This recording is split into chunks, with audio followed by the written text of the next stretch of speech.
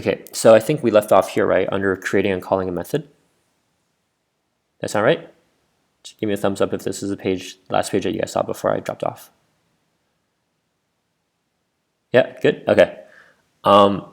Okay, yeah. So I guess yeah. So just to kind of pick up where we left off, then the only thing that we kind of the only thing I really want to highlight here is on lines 5 through 7. Notice how we're now adding a function as the value part of the key value pair in the object, which is really like it looks strange, but it's actually very easy and acceptable, right? Because remember, the value of an object can be anything we want it to be. It can be a number, a string, an array, anything we want, including an object. But more importantly, just keep in mind that my method there on the left-hand side of the colon on line 5 there, that has to always be a string, right? So what we call it, the key, that always has to be a string. In this case, is a string called my method. But then the right-hand side of it is a function. And so whenever you write or whenever you assign a function as a value to a key value pair, just kind of always remember that the key has to be a string. The value can be anything you want.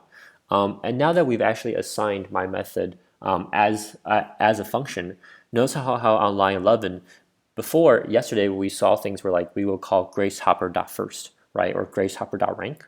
Well, now that we've added my method as a key and then the value of that key as a function, on line 11 we can just call gracehopper.myMethod, and then we put the open and close parentheses after it to indicate that now we are invoking a function, right? Or in this case, we're invoking the myMethod method on the gracehopper object. If I took off those open and close parentheses, I wouldn't be invoking the function. I would just be saying, hey, this is the function, right? Like here's a thing, I haven't used it yet. But by putting the open and close parentheses after it, what I'm saying is, hey, here's a function and I'm actually going to run it. And so once again, especially when you're dealing with methods, knowing where to put the open and close parentheses, or knowing whether to put the open and close parentheses there is super important, right? Because it's a distinction between calling a method versus just saying, hey, here is the method. Any questions so far? Yeah, feel free to yell any questions you may have at this point.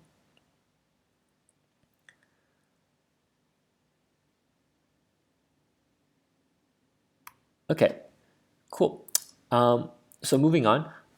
Generally speaking, it's best practice when you have a it's best practice when you have a an object method. Sorry, this is going to bother me too. Just get rid of. Okay. Generally speaking, when you have an object method, it's best to have that method be something that's actually relevant to the object itself. And so here, and this is a bit of a more personal, subjective decision, but usually an object method has something to do with that object in particular, right? If you remember the array.indexOf, that essentially is a search function for that array. Well, that makes sense, right? Because .indexOf is going to search the array that it's associated with. Here we have an object. We have a function called sayQuote that just console logs out a quote by this gracehopper object. And then we can also add a few more. Oh, sorry, go ahead.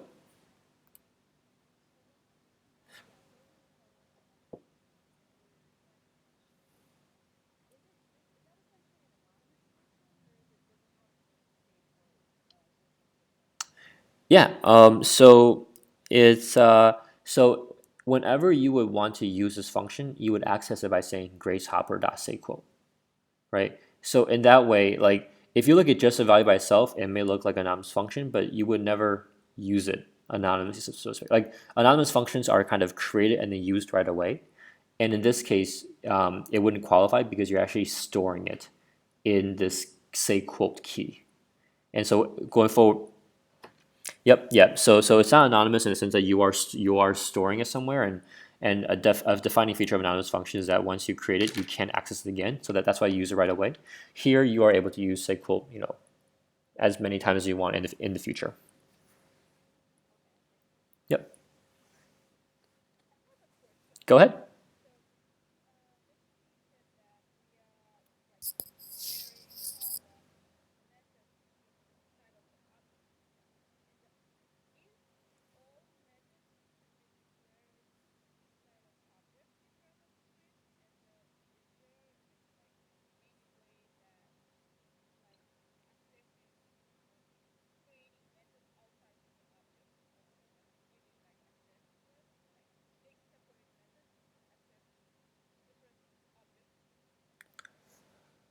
So the definition of a method is that it has to be associated with an object.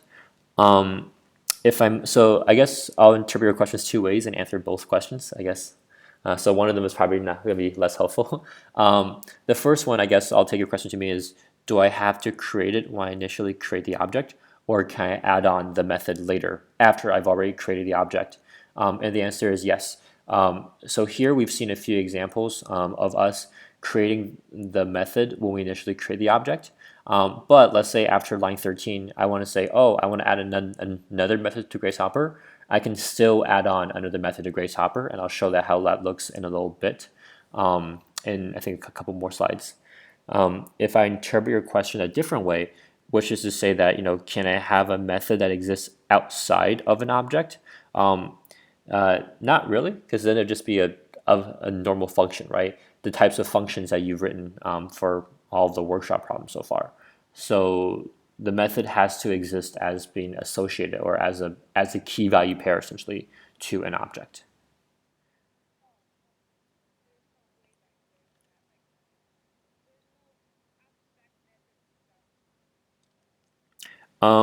No, at least, I mean, they would just be functions, I think, if I'm understanding you correctly.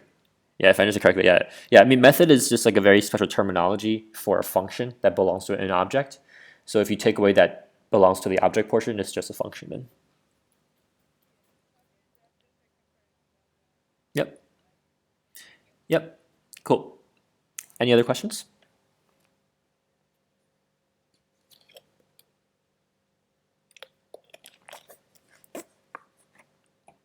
Okay. Cool. So here, as you can probably guess, there's no limit to the amount of functions or to the amount of methods we can have associated with an object. So here we have two.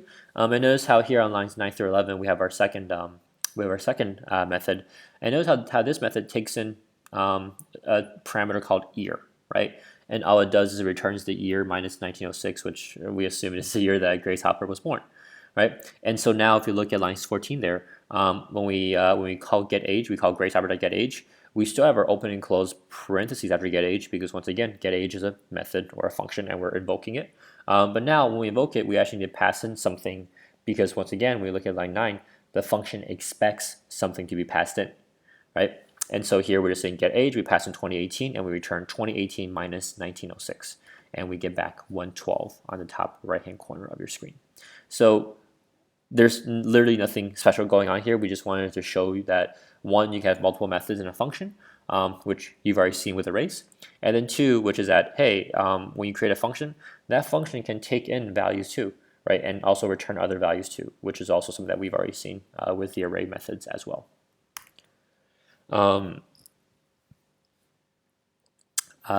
Yep, and then so here we have a greet method. And this is something that we'll kind of do over 2 or 3 slides. Is we're actually going to make this method a lot more efficient. Okay, so the most inefficient way that we've done this so far is, if you remember, like 2 or 3 slides ago, we had a greet function essentially, or I think it was called says hi. That was just console log out hi, blank. My name is I am Rear Admiral Hopper, right? Here we call a greet function that takes in something called name, and it console logs out hi, comma name. I am Rear Admiral Hopper. And so on line 15 there, on line 14 there, when we greet Karen, it will say, hi Karen, I am Rear Admiral Hopper. Okay, very basic. But the idea here is that it's a bit redundant for us to type out, hi Karen, I am Rear Admiral Hopper every time. And the reason why is because we need to take in Karen, or we need to take in the name every time because we could be greeting someone different, right? So that part we need to kind of keep fixed. However, for us to type in Rear Admiral Hopper as the rank over and over again, it feels a bit inefficient because one, her rank is likely at this point not going to change because she passed away, but also just because generally speaking, in programming, there's the concept you'll hear more often or very often called DRY, which is don't repeat yourself, which is don't basically use things that you've already written elsewhere, right? You should be using that thing that you've already written instead. And so here, the point is to say that, well, I am always kind of writing Rear Admiral Hopper, kind of we call it hard coding, which means we're just writing out every time. But we already have Rear Admiral stored on line 6 under the rank key value pair. And so we should just be using rank every time then. And the added extra benefit of using rank rather than having us type out rear admiral is that if her rank ever does change, let's say her rank changes to, I don't know, let's say commander general, right, or commander or general. Well then, rather than having to go through the greet function and deleting rear admiral and typing in general, if we had that use the rank value associated with Grace Hopper, well then no matter where we are, every time we can just say, well, let's just use rank, and if rank changes on line 6, it will also change in the greet function too. And so what that will look something like this now, where we have the same greet method still, except now we're actually able to do is say hi, Karen, or in this case Gabe, I am, and then we're reading the rank and the last name directly from the object itself, right? We're saying gracehopper.rank and gracehopper.last. And so now the reason why this is more efficient is, even though we may be typing more letters theoretically, the reason why it's more efficient is because if her rank and her last name ever changes, we now don't need to fix the greet function. All we have to do is fix it, or change it on lines 7 through 8. Okay, so the output looks the exact same as before. Now our function is just a little bit more efficient because we're now better able to accommodate changes, right? It's a bit more dynamic as we say it. Ever good?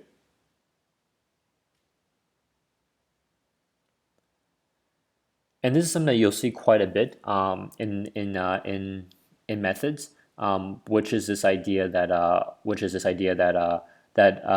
methods will, typically speaking, access or refer to a property or a value that is being stored in the object, right? So we talked about how object methods should do something with the object. Well, a lot of times that also involves accessing or using some value within the object as well. Okay, just give me 1 second here. I'm just gonna pull up my camera thing so it's more clear to me if I ever lose you all. Okay, great. Okay, great. Yep. Okay, so one other thing to notice here is that notice how on line 10, even though we're now more efficient, we still write gracehopper dot every time, right? And even that's inefficient to a certain degree. And so in order to kind of make that part even more efficient, we're going to be talking, or rather, today we're briefly going to touch on something called this, THIS. This is a reserved word in JavaScript, which means that it's built into the language, and therefore you can't really, or you can overwrite it, but not in the way that you think you can. This is also incredibly hard to talk about verbally in a lecture format, because until you talk about like the concept of this, you don't realize how often you use word this in just daily conversation. In any case, okay, so basically when you use it within an object method, right? And so that's a very specific definition. Let me say it one more time. Whenever you use a concept of this within a function that's tied to an object, aka a method, this automatically refers to the object that function is or that method is tied to. Okay, and so what I mean by that is here on line 8, I have my greet function again. Within my greet function on line 9, I'm using this dot rank and this dot last. Okay, within if I use this within this greet method, this refers to the object that method belongs to. In this case, the greet method belongs to the gracehopper object, and so this refers to the gracehopper object. And so when I do this dot rank and this dot last, that is the same as me saying gracehopper.rank, gracehopper.last. Is everyone comfortable with that?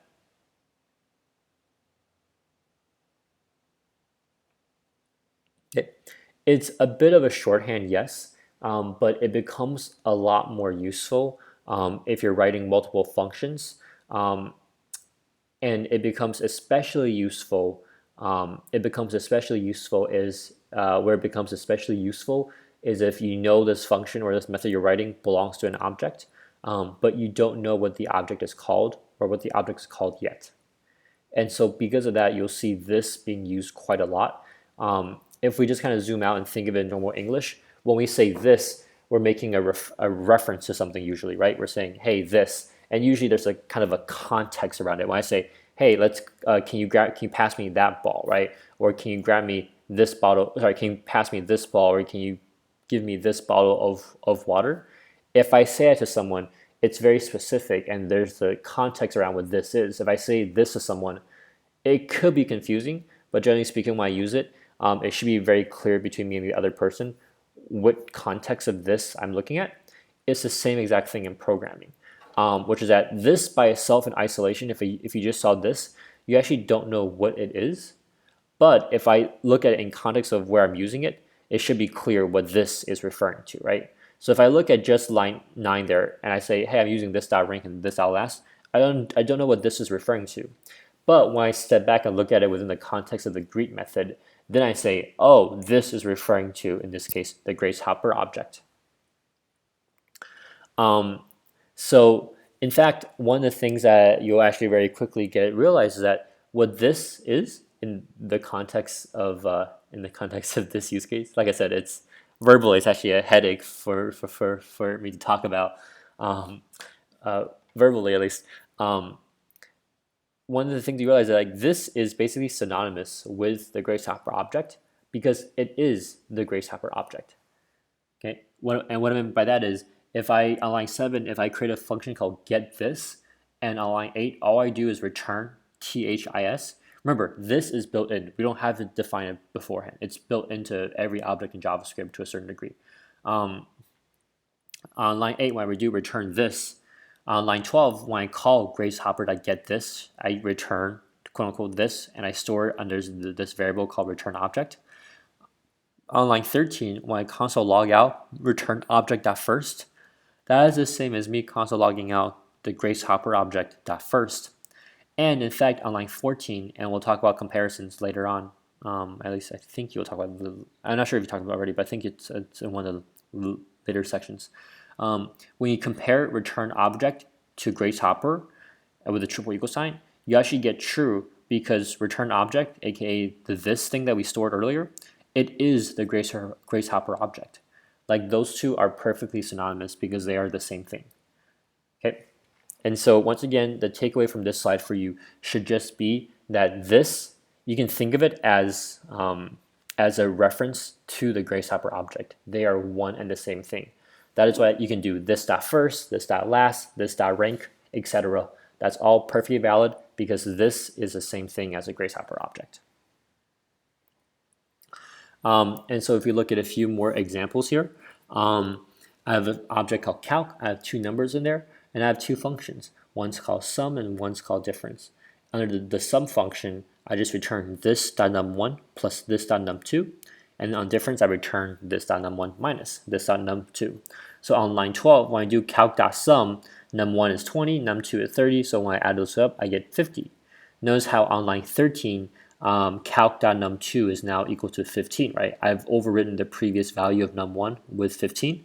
And so now on line 14, when I do calc.difference, when I access this dot num1, num1 is still 20.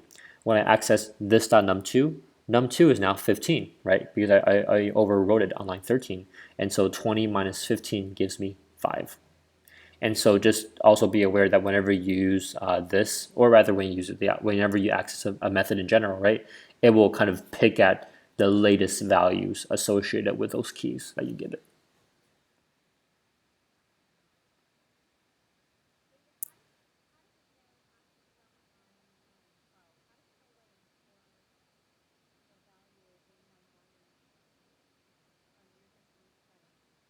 Yep. I'm not. Yep. On line 12, I don't store anything anywhere. All I do is print out, or I return the value. That's it. I don't store anything.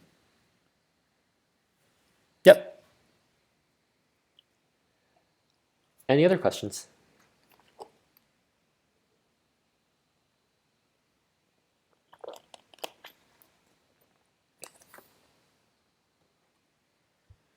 Cool. Yeah, so we always end this section with a big disclaimer. This THIS is actually a super complex concept in not just JavaScript, in most programming languages. It's very meta. when we start thinking about something that refers to itself and what that means, I guess it applies to humanity as well, kind of the whole why are we here thing or who are we. But just know that like people have written entire books on the concept of this. What we're talking about is like barely scratching the surface level of a hey, here's like a very basic primer on how you would use this. Do not think that we've by any stretch kind of like covered all the edge cases or covered in depth what this is. It's super complex, and if you want to read more about it, there's more than enough materials out there. I don't even feel comfortable with some kind of deeper uses of the this keyword. So all we're giving you is just enough so that if you see it in the wild, you kind of have some sense of knowing where to start looking and kind of how it's being used. But once again, just as a caveat, don't expect to fully understand every use case of this when you see it going forward. And that's pretty much it for today, right? So pretty short lecture overall. And once again, sorry for the outage in the middle there. So we talked about method, which is just basically just a function that belongs to an object. We talked about creating, accessing, and running a method, which honestly doesn't look that much different, right, than what we did yesterday was with creating, accessing, and I guess running is new, but or basically using any value in a key in an object in a key value pair, right? And we talked very briefly about the concept of this, which once again just refers to the object that the method belongs to. For this very specific use case, obviously there's a lot more to this that you could read up on if you're interested. So any questions before we start the workshop? Oof, I can't see the page number, so just let me know when to stop. Okay, cool. Yep.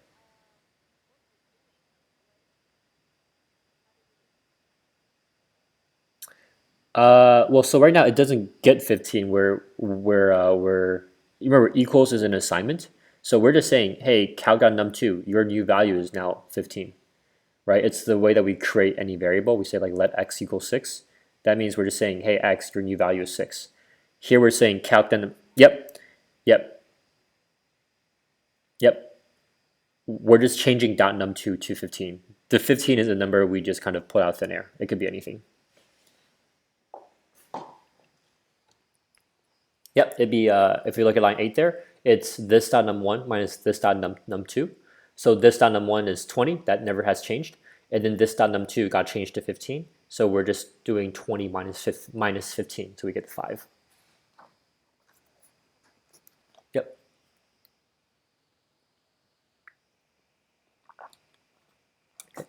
Any other questions?